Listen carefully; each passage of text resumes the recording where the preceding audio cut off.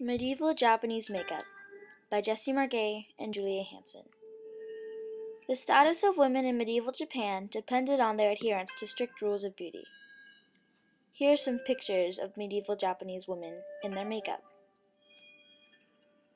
For these women, specifically during the Golden Age in Heian Kyo, makeup was part of daily life. These women were called geisha. Both men and women cared a lot about their hair. Men grew small pointed beards, and women would often grow their hair out to be very long.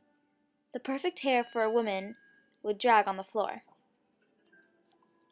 At this time, the Japanese also thought that white teeth were unattractive, so people would often dye their teeth black. To make this dye, one would mix iron and other ingredients, and then those would be soaked in vinegar or tea. Makeup was one of the most important parts of being considered beautiful during the Heian period. Pale skin was considered extremely beautiful during this time, so geisha would put chalky white face powder on their faces, as you can see me doing to Julia. Touches of pink or red would go on over the white makeup onto the women's cheeks. After that, two small, bright red lips would be carefully painted on.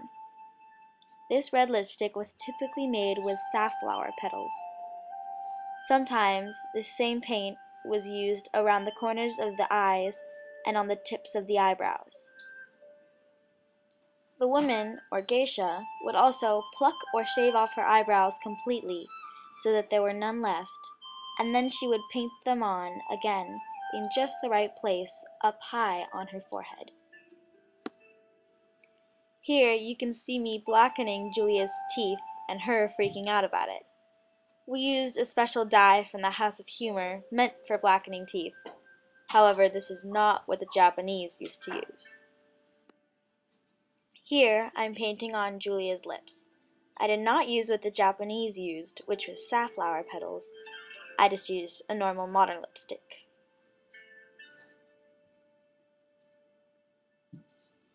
Here's Julia's picture once she was done.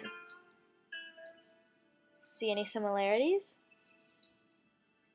Before, after.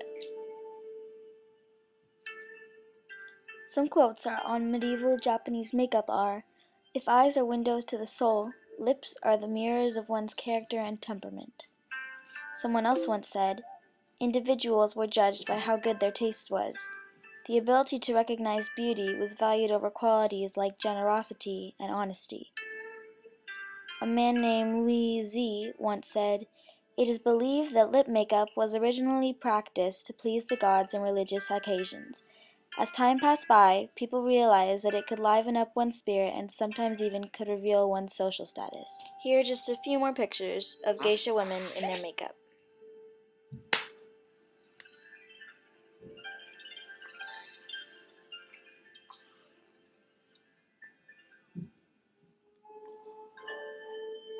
Thank you for watching!